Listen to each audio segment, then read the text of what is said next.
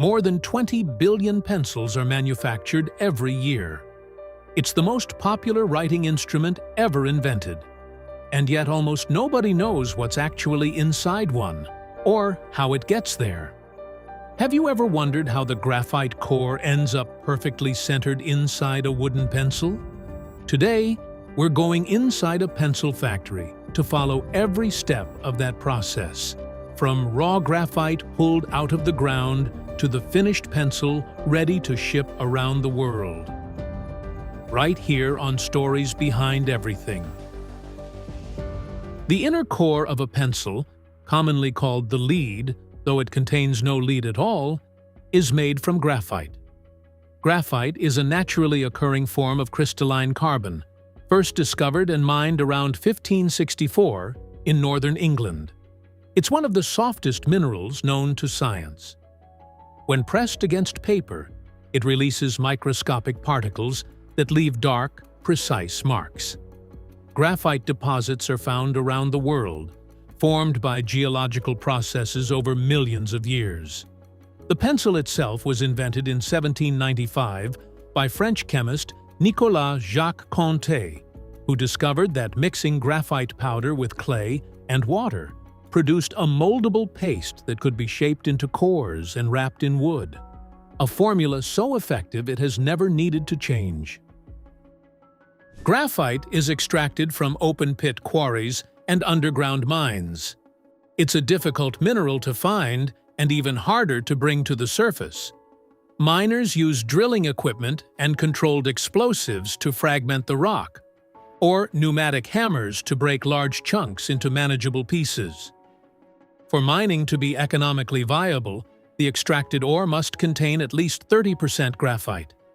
Once collected, the ore is sent through crushing and grinding machines that reduce it to a fine, dry powder, ready to be shipped to pencil manufacturing plants. At the factory, 3 ingredients go into every core: graphite powder, clay, and a small amount of water. The ratio is what determines the final character of the pencil. More clay produces a harder, lighter line, while more graphite delivers a softer, darker mark.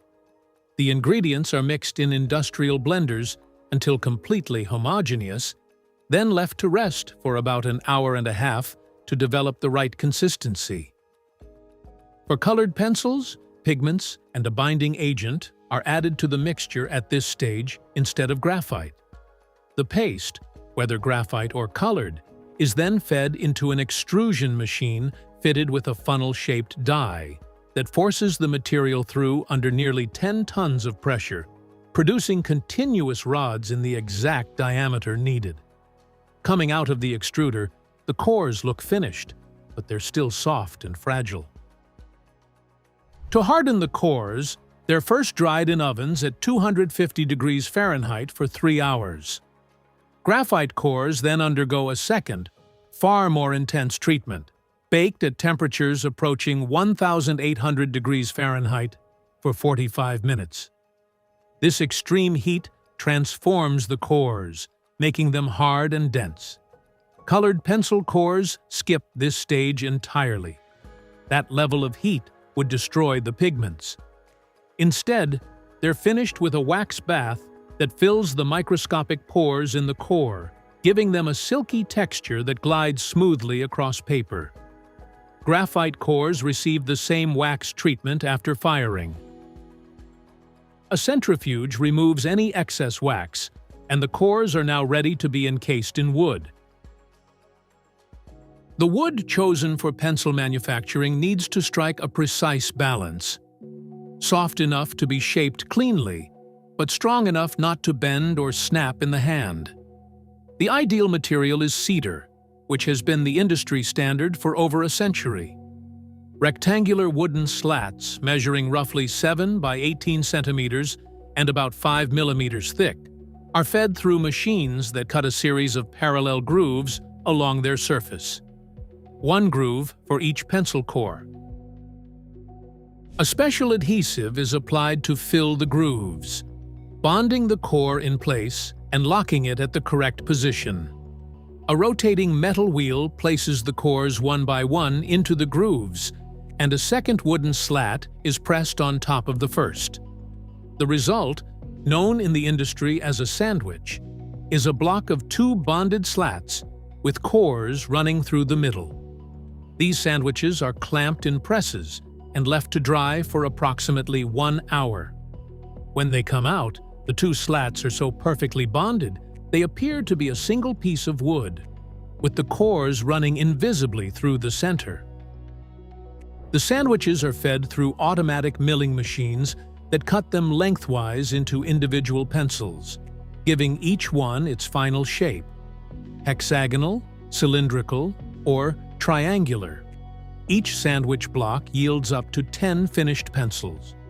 After milling, the pencils are lightly sanded before being dipped into tanks of water-based paint, the industry standard for being safe, quick-drying, and non-toxic. Multiple thin coats are applied to achieve a uniform, durable finish, followed by a final layer of lacquer that adds shine and protects the surface during use. Before moving to the final stages, every pencil goes through a dedicated quality control check. Each one is carefully inspected for surface defects, checked for core alignment, and tested to ensure the wood and graphite core are perfectly bonded. Random samples are also sharpened and examined to verify their strength and performance. Any pencil that doesn't meet the required standards is immediately removed from the line. It's a step most people never think about, but it plays a crucial role in the final product. The difference between a pencil that writes smoothly and one that scratches, skips, or breaks often comes down to these final inspections. Stamping machines then print the brand logo, model number, and hardness rating directly onto each pencil.